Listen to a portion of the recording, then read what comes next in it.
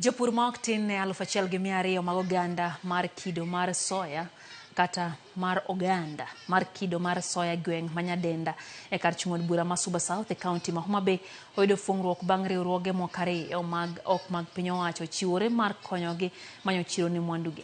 Kaka jafwambo maro e kaunti ma Homa Bay Ali Abich leronwa, jopur go bende nitiere kod dero maduong' ma gichoke soya bang' gologi e puothegi. Stoni mar kano kothe ne oketi e senta ma Nyadenda ka chur bura ma Suba South gi riwruok mar Soko Fresh kendo pong' kod ogunde mag soya ma jopur ma ok e gwenge mag Nyadenda osebedo ka golo e puothegi. Gweng'ni osebedo ka golo soya mathoth kaluwore gi kinda ma jopur ma 1,200 osebedo ka keto e pur mar soya alworano. Kata kamano pek ma gisebedo ka gin go en koso chiro ma gitere soya ma gigolo e puothegi. Gino mano miyo riwruoge ariyo moko mag piny owacho kamoting'o Cereal Growers Association gi Thrive Agric ne obiro kanyakla mar manyo negi chiro kendo tudogi kod jonyiewo ma omo soya e Stoni, gino ma osekelo negi fungruok maduong'. Watimo gimoro ni aggregation fair. Wada nyiso japur ni sani nitiere chiro mar mwandu ma gigolo e puothe kopogore gi chon ma koso chiro ne tamo japur mondo mi kik dhi pur. Yudo ka japur opuro kaka soya beans ma koro iuso ka mang'eny sana. Soya beans ne jopur puro to kendo gikayo maber kabisa, to ka chopo kar chiro to koro chiro onge. Farm to Market Alliance watudore gi chirni mopogore opogore kaka Soko Fresh, Thrive Agric, Crop Soko mondo mi jopurwa oyud chiro margi. Purwa kelo mwandu gi aggregation center makae to giyudo pesa gi gikanyo kanyo. Onge wach moni chiro ka mwandu odhigo kore ka ilaw pesa. Koro ma is something nikech ka wawacho kae sani Nyadenda kae season ni kende waseuso about 20 million mar soya beans modhi ne japur maka.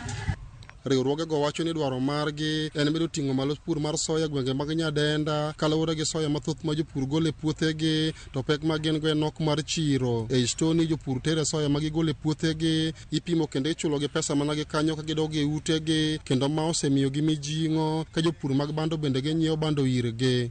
Mwatimo maduong' en ni wang'iyo ni wanyalo uplift smallholder farmer nade e Kenya kae, basically in Homa Bay. Biro area mar Nyadenda ni because wabiro kao soybeans ma ikwa mar ariyo nyaka ne wabi e Kenya kae. To area mar Nyadenda kae wase prove ni nyalo kelo soya mang'eny. Nyaka ne season chakre nyaka sani wase golo 10 trucks mamano is equivalent to 120 metric tons so far.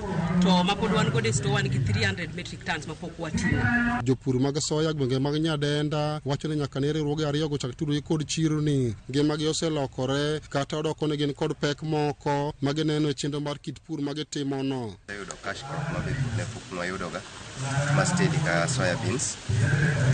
Turu soya ka aparo ni ngima sani kuro lokore. To nitiere challenges kata ka gimoro ber, nitiere challenges moko ma wan bende wa face kaka farmers. One, transportation and very bulky, very challenging.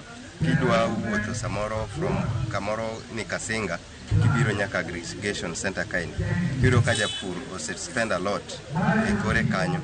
Koro kitambo us soya neno iyudo ka beto poge diere gi transportation.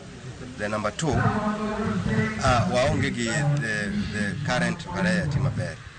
Wayudo ni mbegu matiyogo osebedo recycled and again. Ne watieko oganda wadonje soya. Koro soya sani omiyo ji te yudo pesa e sub location ni. Ji te nyalo miyo kaka gi spend pesa gi nikech gitiyo ne matek e puodho. In fact koro ji te are happy.